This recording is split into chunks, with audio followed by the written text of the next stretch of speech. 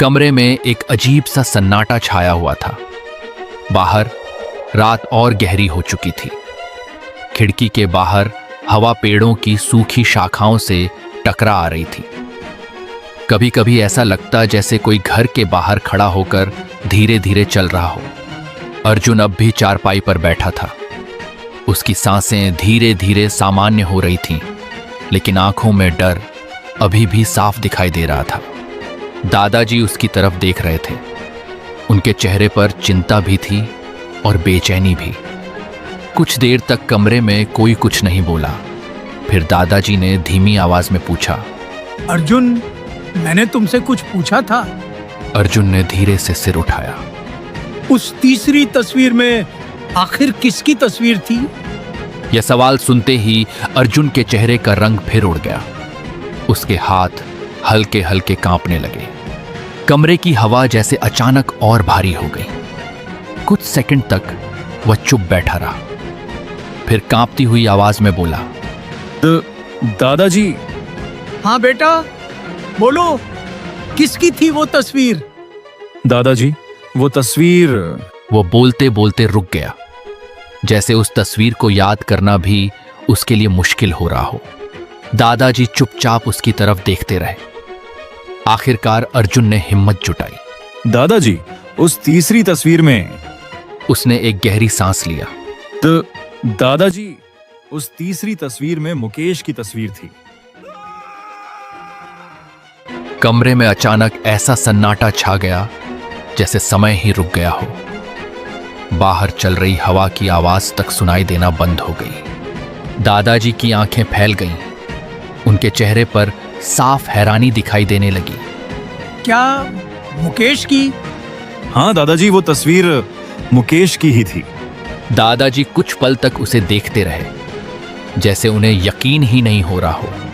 पहली दो तस्वीरें देखकर मुझे अजीब लगा था, लेकिन जब मैंने तीसरी तस्वीर देखी। उसकी आवाज फिर धीमी पड़ गई। वो मुकेश की थी दादाजी।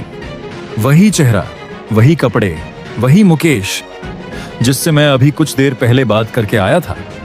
अर्जुन ने अपना सिर पकड़ लिया। अगर तस्वीर में मुकेश था तो फिर मैं उसके घर में किससे मिलकर आया था? उसकी यह बात सुनकर दादाजी का चेहरा और गंभीर हो गया। कमरे में फिर कुछ देर तक सन्नाटा पड़ गया।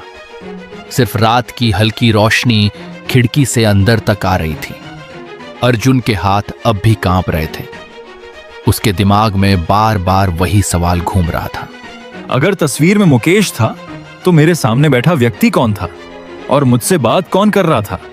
दादाजी धीरे धीरे चारपाई से उठे और वे खिड़की के पास जाने लगे।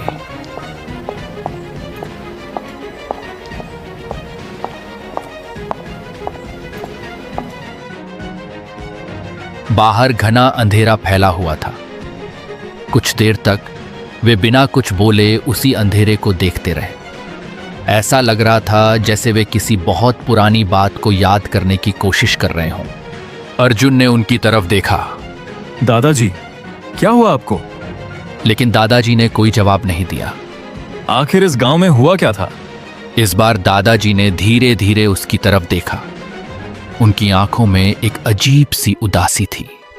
कुछ कहानियां ऐसी होती हैं बेटा, जिन्हें लोग भूल जाना चाहते हैं, लेकिन वो कहानियां कभी खत्म नहीं होती। कैसी कहानी दादाजी? अर्जुन चुपचाप सुनता रहा। दादाजी आकर अर्जुन के सामने बैठ गए। उन्होंने एक गहरी सांस ली। अर्जुन, आज जो कुछ तुमने देखा है उसकी शुरुआत आज से नहीं हुई थी। अर्जुन ध्यान से सुनने लगा। दादाजी की आवाज अब धीरे धीरे अतीत में उतर रही थी। भानपुर गांव। रात का समय था और चारों तरफ गहरा सन्नाटा पसरा हुआ था। दूर दूर तक सिर्फ लालटेन की हल्की रोशनी दिखाई दे रही थी। हवा धीरे धीरे बह रही थी और कहीं कहीं कुत्तों के भौंकने की आवाज सुनाई दे रही थी। उसी गांव में दो ऐसे दोस्त रहते थे जिनकी दोस्ती की मिसाल पूरा गांव दिया करता था। राम प्रसाद और रघुनाथ। बचपन से दोनों साथ बड़े हुए थे। रात होते ही दोनों अक्सर गांव के बाहर चाय की दुकान में बैठकर चाय पीते पीते घंटों बातें किया करते थे। राम प्रसाद, पता है, उम्र कितनी भी बढ़ जाए लेकिन ये रात की चाय और तेरे साथ की बातें कभी पुरानी नहीं होती।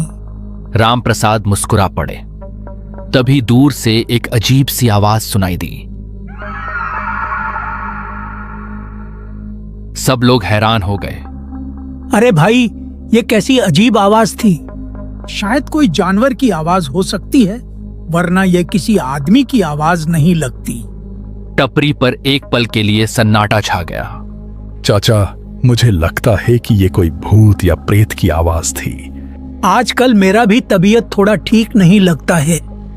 कुछ दिनों से मुझे भी कुछ अजीब सा महसूस हो रहा है। राम प्रसाद, तुझे कभी ऐसा लगता है कि कुछ रातें बाकी रातों से अलग होती हैं? राम प्रसाद ने उनकी तरफ देखा। मतलब क्या है इसका? पिछले कुछ दिनों से अजीब सा लग रहा है, जैसे कोई दूर से हमें देख रहा हो। धीरे धीरे तेरी उम्र बढ़ रही है, इसलिए ऐसे ख्याल आते हैं। हो सकता है, लेकिन कल रात जब मैं घर जा रहा था तब मुझे साफ लगा कि मेरे पीछे कोई चल रहा था। फिर क्या हुआ? मैं रुका तो कदमों की आवाज भी रुक गई। मैंने पीछे देखा, लेकिन वहां कोई नहीं था। राम प्रसाद अब थोड़ा गंभीर हो गए। शायद तेरा वहम होगा। नहीं चाचा, रात में हर आवाज वहम नहीं होती। क्या रमेश, आज फिर डराने वाली बातें शुरू कर दी? लेकिन इस बार मानो चाय वाले की मुंह से हंसी गायब हो चुका था। वह कुछ पल तक चुपचाप अंधेरे रास्ते की तरफ देखता रहा। धीरे धीरे दिन बीतते गए, लेकिन एक चीज कभी नहीं बदली। हर रात खाना खाने के बाद राम प्रसाद और रघुनाथ गांव के बाहर की चाय की दुकान पर जरूर मिलते। दोनों घंटों बैठकर बातें करते। लेकिन उन्हीं दिनों कुछ ऐसा हुआ जिसने धीरे धीरे दोनों के बीच ऐसी खामोशी पैदा कर दी जिसकी किसी ने कल्पना भी नहीं की थी। एक रात रघुनाथ चाय की दुकान पर पहले से बैठे थे। राम प्रसाद भी आकर उनके सामने बैठ गए। उस रात चाय की टपरी पर एक अजीब सी खामोशी छाई हुई थी। अब दोनों के बीच बातचीत बंद हो गया था। ऐसा लग रहा था जैसे कोई किसी का चेहरा तक नहीं देखना चाहता। लेकिन समय के साथ साथ राम प्रसाद और रघुनाथ के बीच की दूरियां भी बढ़ती चली गई। शुरुआत में दोनों एक दूसरे से कम बातें करने लगे। फिर हाल ऐसा हो गया कि अगर रात के समय रास्ते में आमना सामना भी हो जाता तो दोनों बिना कुछ कहे अपना चेहरा दूसरी तरफ घुमा लेते। गांव वाले भी हैरान थे। जिस दोस्ती की मिसाल पूरे भानपुर में दी जाती थी, आज वही दोस्ती पूरी तरह टूट चुकी थी। धीरे धीरे दोनों के बीच बातचीत पूरी तरह बंद हो गई। अब न रात की चाय होती थी, न घंटों बैठकर बातें होती थीं, और न ही पहले जैसी हंसी सुनाई देती थी। समय बीतता गया। एक रात राम प्रसाद अपने कमरे में सोए थे और तभी दरवाजे पर जोर से दस्तक हुई। राम प्रसाद ने दरवाजा खोला। बाहर गांव के दो लोग, हरिया और रामनाथ, सामने खड़े हुए थे। अरे हरिया और रामनाथ, तुम दोनों यहाँ इस वक्त क्या कर रहे हो? लेकिन हरिया और रामनाथ के चेहरे पर एक अजीब सी उदासी छाई हुई थी। अरे क्या हुआ? तुम दोनों ऐसे चुप क्यों हो? चाचा, आपको कुछ पता नहीं है क्या? अरे भाई, किस बात का पता नहीं है? चाचा, रघुनाथ चाचा और उनकी पत्नी अब इस दुनिया में नहीं रहे। राम प्रसाद के हाथ कांपने लगे। अरे हरिया, तू ये क्या कह रहा है? चाचा, रात को दोनों शहर की तरफ जा रहे थे। सामने से आ रहे ट्रक से उनकी गाड़ी टकरा गई। कुछ लोग कह रहे थे कि उसी वक्त पर ही दोनों की मौत हो गई। राम प्रसाद कुछ पल तक वहीं खड़े रह गए। उन्हें अपने कानों पर विश्वास नहीं हो रहा था। आखिरी बार जब उन्होंने रघुनाथ को देखा था तब दोनों के बीच गुस्सा था, और आज सब कुछ खत्म हो चुका था। उस रात राम प्रसाद की आंखों में नींद नहीं थी। बार बार उन्हें अपने दोस्त की बातें याद आ रही थीं। वो चाय की दुकान, वो रात की हंसी और आखिरी बार बिना पीछे देखे अंधेरे में जाता हुआ रघुनाथ। रामप्रसाद उठकर बैठ गए। उनका मन अब भारी हो चुका था। काश उस रात मैंने उसे रोक लिया होता, काश एक बार उसे आवाज दे दी होती। लेकिन अब बहुत देर हो चुकी थी। आखिर आधी रात के बाद रामप्रसाद उठ खड़े हुए। उन्होंने लालटेन उठाई और चुपचाप रघुनाथ के घर की तरफ चल पड़े। पूरा गांव सुनसान पड़ा था। दूर कहीं कुत्तों के भौंकने की आवाजें आ रही थीं। हवा कुछ ज्यादा ही ठंडी लग रही थी और पुरानी बातों को याद करके रामप्रसाद की आंखें भर आ रहा था। क्यों यार, इतनी छोटी सी बात के लिए हम दोनों इतने दूर हो गए। चलते चलते वे उस जगह पहुंचे जहां कुछ महीने पहले दोनों के बीच आखिरी बार बहस हुई थी। अगर तुझे लगता है कि मैं गलत हूं तो ठीक है, आज के बाद मैं तुझे कभी परेशान नहीं करूंगा। लेकिन जवाब में सिर्फ ठंडी हवा की आवाज सुनाई दी। रामप्रसाद की आंखों से आंसू निकल पड़े। उसी समय पीछे से किसी के धीरे धीरे चलने की आवाज सुनाई दी। रामप्रसाद अचानक रुक गए। उन्होंने पीछे मुड़कर देखा, लेकिन वहां कोई नहीं था। चारों तरफ सिर्फ अंधेरा था। उन्होंने खुद को समझाया, शायद ये मेरा वहम होगा, और फिर धीरे धीरे आगे बढ़ने लगे। लेकिन इस बार उन्हें साफ महसूस हो रहा था जैसे कोई उनके पीछे पीछे चल रहा हो। वे जितना तेज चलते, पीछे से कदमों की आवाज भी उतनी ही तेज सुनाई देती। रामप्रसाद का दिल जोर जोर से धड़कने लगा।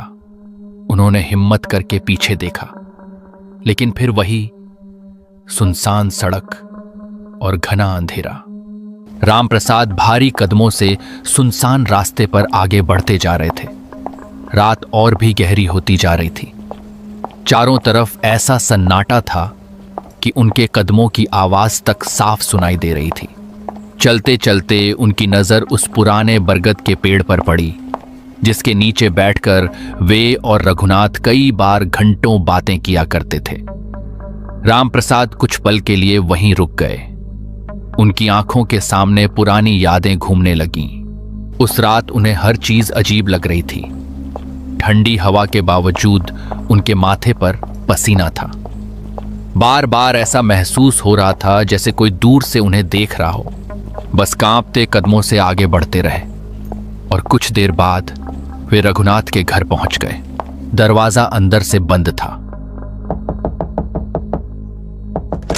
दरवाजा खोला, सामने मुकेश खड़ा हुआ था। मुकेश ने सामने रामप्रसाद को देखा तो कुछ पल के लिए चुप रह गया। उसकी आंखें लाल थीं, चेहरा उतरा हुआ था और ऐसा लग रहा था जैसे पिछले कई घंटों से उसने ठीक से किसी से बात तक नहीं की थी। कुछ पल दोनों के बीच सिर्फ खामोशी रही। दादाजी, आप इतनी रात को, इस समय आपको अकेले यहां आने की क्या जरूरत थी? रामप्रसाद ने भारी मन से उसकी तरफ देखा। बेटा घर में बैठा था, लेकिन मन बिल्कुल नहीं मान रहा था। बार बार तेरे दादाजी का चेहरा आंखों के सामने घूम रहा था। पता नहीं क्यों ऐसा लग रहा था जैसे अगर आज मैं यहां नहीं आया तो जिंदगी भर अपने आप को माफ नहीं कर पाऊंगा। मुकेश कुछ देर तक चुप रहा, फिर धीरे से दरवाजे से हट गया। अंदर आइए दादाजी, बाहर बहुत ठंड है और वैसे भी इस समय इस घर में आपसे अपना कौन है? रामप्रसाद धीरे धीरे अंदर चले गए। घर में अजीब सी खामोशी थी। वही घर जहां कभी रघुनाथ की हंसी गूंजती थी, आज पूरी तरह शांत था।